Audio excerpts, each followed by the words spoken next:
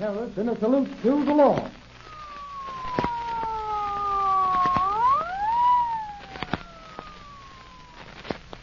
Crime never pays.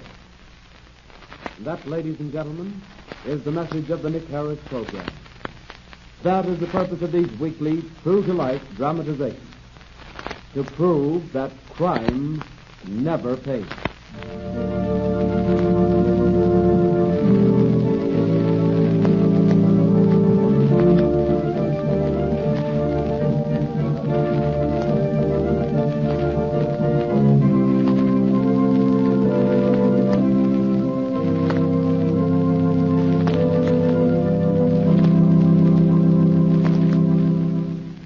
And now, Mr. Harris. Thank you, Mr. Tong, and good evening, everyone. We have been talking a great deal on these programs about the prevention of crime. Tonight's dramatization illustrates a frequent cause of crimes of violence, a desire for revenge, the determination to take the law into one's own hands in an attempt to right some real or fancied wrong. The story I'm about to relate took place some 30 years ago, right here in Los Angeles. All was peaceful that July night in the old police headquarters at First and Hill. I was a cub reporter on the Daily Journal.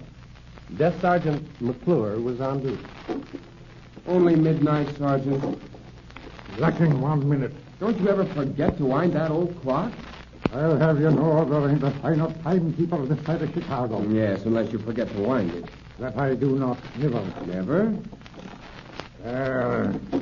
That will hold you for another day. You know, Mac, someday we'll have clocks run by electricity. Electricity, huh? Sure, why not? Clocks run by electricity. And horseless carriages, too. And airships to fly and be light. And telephones without no wires. Well, I shouldn't be surprised. You shouldn't, huh? Well, they do say nothing never surprises a newspaper reporter. I know one thing that would. What's that, Nicholas? A story, a real front-page story, a murder, say. What's a murder you'll be wanting this night? Well, it doesn't have to be a murder, Max, but I sure wish something would happen. Things have been a bit quiet around here lately, and that's a fact. Quiet? Say, compared to this place, our Quaker meeting is a madhouse. The police phone, Mac. Maybe that's something. McClure on the desk. Yeah, Murphy. Shooting. Huh. Whereabouts? Well, who are you? The indicator shows he's calling from First and Spring. Oh, to be sure, Murphy. I'll have the wagon there directly. Hey, Klein. Yes, Max. What do you want? Get Rico and the patrol wagon down to First and Spring as fast as you can. There's been a shooting scrape, and Murphy wants some help.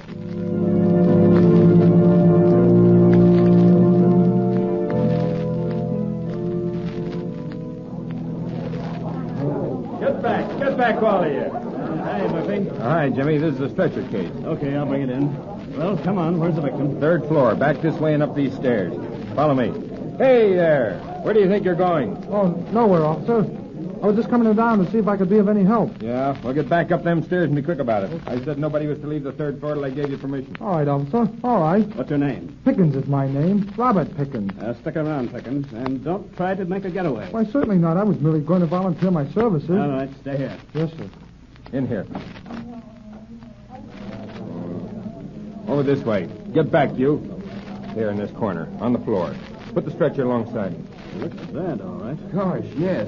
Eyes closed, white as a sheet. He's lost a lot of blood already. What's the boy's name, Murphy? Atwood, he said. Donald Atwood. All the rest of these guys here when the shooting took place? Guess so, Jimmy, but none of them will admit seeing it. Well, get Atwood to the receiving hospital. Take Pickens with you and hold him. I'll herd the rest of these guys over to the station later.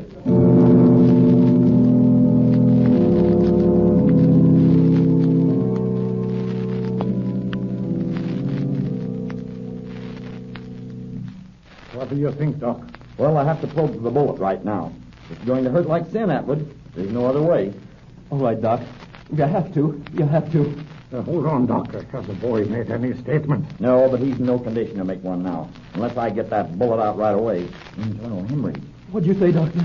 Lie back, Atwood. Don't try to sit up. Lie back, man. Am I going to die? Tell me. No. Not if you lie back and take it easy. Yes, I am. I'm going to die. I can feel it. The lights, they're getting dim. Look, my sister. Yes? What about her? Will you tell her something for me? Sure, Atwood. What is it? Tell her I did it for her. Or I'll understand. But is she in Los Angeles? Yeah. Well, what's her address? 214. A quick doctor. Plain, Sergeant. Donald Atwood in there? Let me in. I've got to see Donald Atwood. Who are you and what do you want? I want to see Atwood. They said he was in here. Where is he? There. Oh, He's dead. oh. Well, excuse me, will you?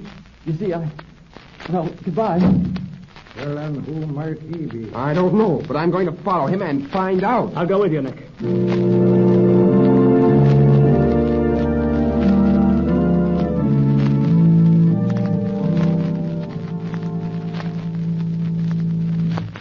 Look, Klein, over there. Isn't that the cab we were chasing? Let me see. Looks like it. Let's go over and question the driver. All right, Klein. Hey, cabby. Where's your fare? He's in that house. Told me to wait. Who is he? I don't know. A guy by the name of Ramey. Come on, Harris. Who is it? Police! Open up. What do you want? I'm just leaving. And where do you think you're going, Mr. Ramey? I'm going to find the man that killed Don Atwood. You know who killed him? You there when he was shot? No, I was asleep when the boy brought the message. Don had been shot in Senfield's gambling house. The boy didn't know who did it, but I do.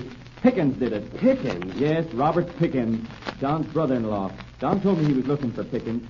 He must have caught up with him in Senfield. Atwood wanted us to take a message to his sister. Said that he'd done it for her. But before she could give us her address, he died. You know it, Ramey? No, not the number. But I can take you there. Not now, though. I've got to find Pickens first. Well, Pickens is at headquarters, and he'll not be leaving until we've had plenty of time to question him. All right, then. Let's go.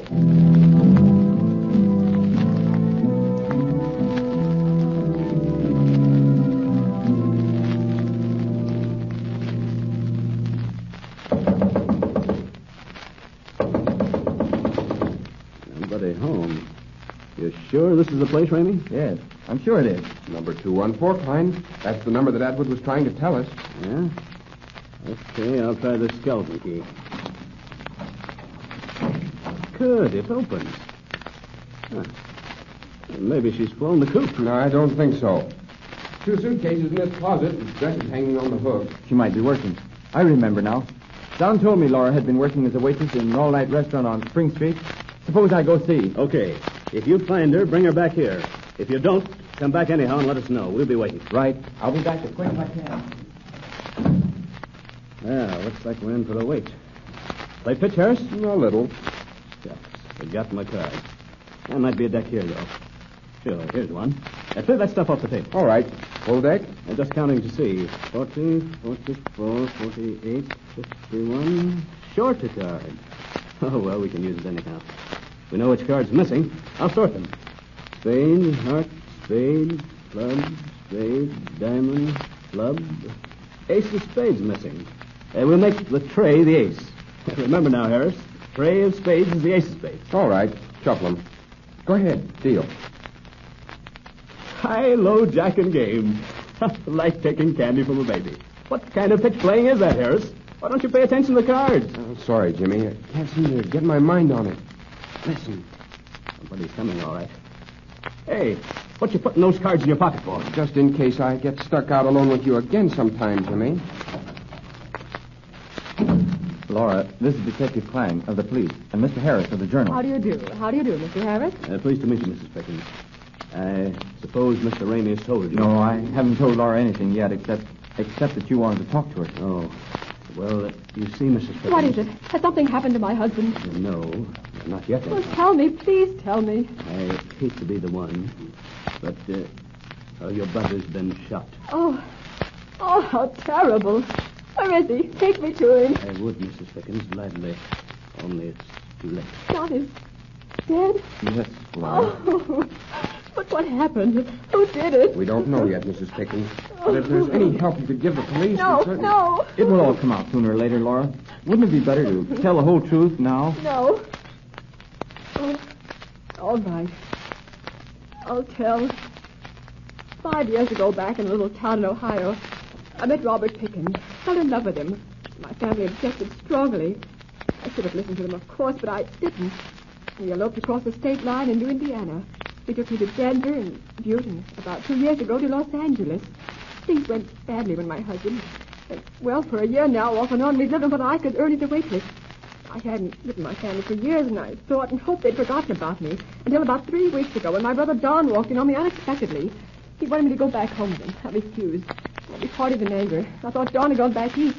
But last night, just before time for me to go to work, I go on duty at 7, John came here. Listen, Laura, you simply got to go back with me. I can't, Don. I couldn't do it. I'm not going, and that's final. All right. I didn't want to tell you this, Laura, but it seems I have to. I had been checking up on the husband you've been supporting, and I find he's spending a lot of his time with another woman. Oh, no. Yes, Laura, and that's not the worst.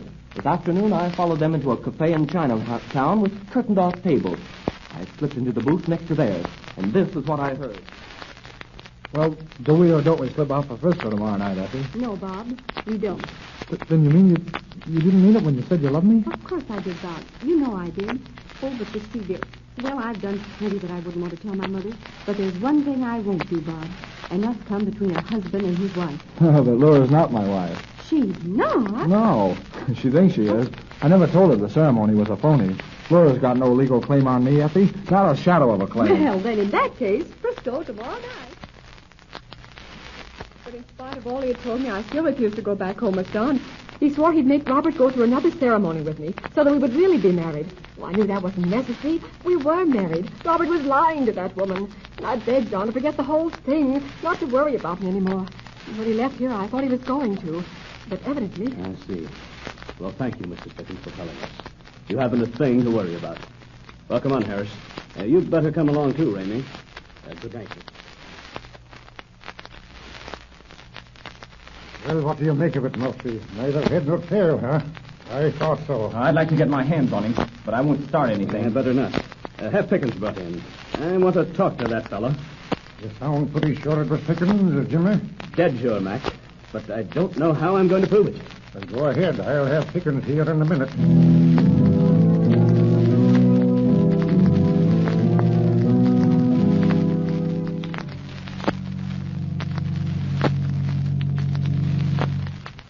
Why not come clean, Pickens? 4 witnesses say you and Atwood were alone at that table when the shooting took place. All right. I did shoot Atwood. I had to, in self-defense. We were playing studs, see? Well, Atwood rung in a phony card on me. When I caught him at it, he pulled a gun. That's a lie. Don never did a dishonest thing in his life. Easy there, Ramey. What became of this phony card, Pickens? Well, Atwood slipped it back in his pocket when he reached for his gun. Yeah, if it's there, you planted it on him. Hey, Klein. Yes, Harris, what is it? Look, Klein. There is a card in Atwood's pocket. Look at the back of it. And then take a look at the back of the deck we were playing pitch with in Pickens' flat. Pickens' own deck. That's him, all right. Remember this deck was 1 card short? The ace of spades? Yes. What card is that he took from Atwood? Well, what card is it? Turn it over, Harris, so I can see it. The ace of spades.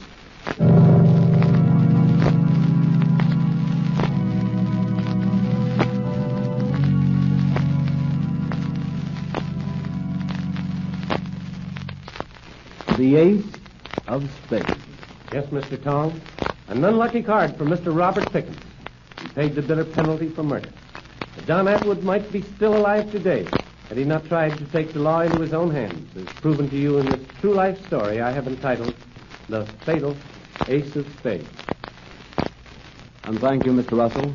Ladies and gentlemen, you have just heard another true life story brought to you by Detective Nicholas B. Harris, internationally famous Los Angeles criminologist and chief of detective agency bearing his name. Although this was a true story, fictitious names and places have been used throughout this narrative. The story was dramatized by Ralph Bruckart, directed and produced by Carolyn Carroll. Mr. Harris wishes me to thank you, following cast, for their participation in this broadcast. Betty Carmine, Olive Thomas, Jack Coster, Thomas Melba, Eddie Ryan, Malcolm Belair, Robert Moore, Aldine Brenneman, and George Conkling and Eric Lawrence. Mr. Harris will again be heard over this same station next Friday evening at 8:45 in another interesting crime story entitled Drops of Blood, and which will prove to the youth of today the folly of committing crime.